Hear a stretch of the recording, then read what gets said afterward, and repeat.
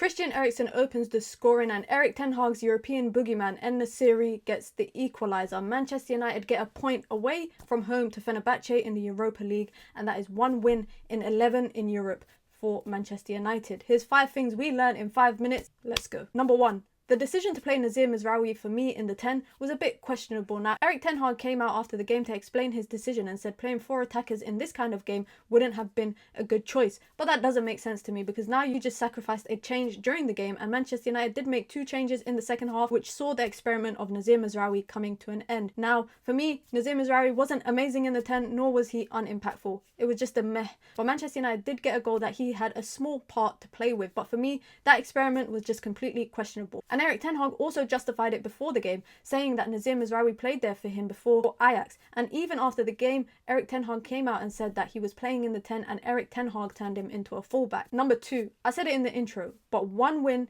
in 11 for Manchester United in Europe under Erik ten Hag. Manchester United's last win, their only win in the last 11 games, came this time last year against Copenhagen when Onana saved the penalty to get them the 3 points. And today, Onana was a big part of the point that Manchester United walked away with. 2 great saves and some good ball playing distribution out from the back. But that leads me to my 3rd point. Number 3, what's the point in Manchester United trying to build up in the back when they just go long every single time? And the difficult part about it is Manchester United had Joshua Zirkzee up top in the first half and Rasmus Højlund up top in the second half, and neither of them really won a lot of aerial duels. Garnacho didn't win what many, and Marcus Rashford we saw come off. What's the point in Manchester United playing for transitional football or playing for the second ball every single time? You have the possession, you have the ball. Why are you trying to give it away to win it back? Number 3, substitutions.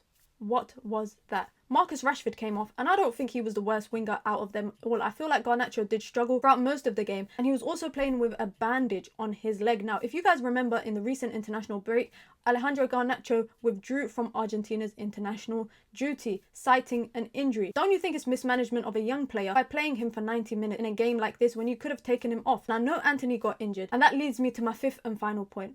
I don't know what at this point Amad Diallo has to do to play regular football for Manchester United. Erik ten Hag came out after the game to justify and explain his choice as to why he chose to bring on Antony ahead of Amad. And he went on to say that Antony has been thriving and playing very well in training, so he's been awarded with the option of coming on. Now, unfortunately, Antony got injured, and I really hope that it's not a bad injury, because Manchester United cannot afford to lose more players to injury. But for me, if you're chasing a goal, if you're chasing 3 points, the better option out of the 2 of them would be to bring on Amad Diallo. Amad Diallo is approaching the end of his contract with a 1-year option to extend, and reportedly was beginning talks with Manchester United for a new deal. However, if you're not playing consistent football, I'm not sure why you would choose to stay. Amad Diallo deserves to play for Manchester United, and if he doesn't deserve to play every single game, he definitely deserves a fair shot at playing with consistent football. Now, for me, it just does not look good. My question to you guys is, when does this get better? Erik ten Hag's experimenting with Manchester United is not paying off. Whether it was playing Mazraoui in the 10, whether it was playing Licha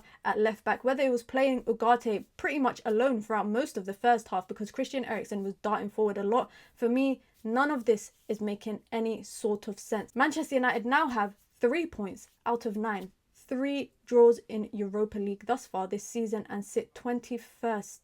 Yes, guys, you heard that right. 21st in the Europa League table. Now, a run of games for Manchester United in Europa League can completely change the tide for them. But I'm really questioning what is it that Erik ten Hag thinks that he's building and where he sees the improvements coming, because he said it after the game as well, that 2 points against Porto and Fenerbahce shows that Manchester United are a difficult team to beat. What does that even mean? Be sure to hit the like button and comment your thoughts down below. And if you're new here, please consider subscribing.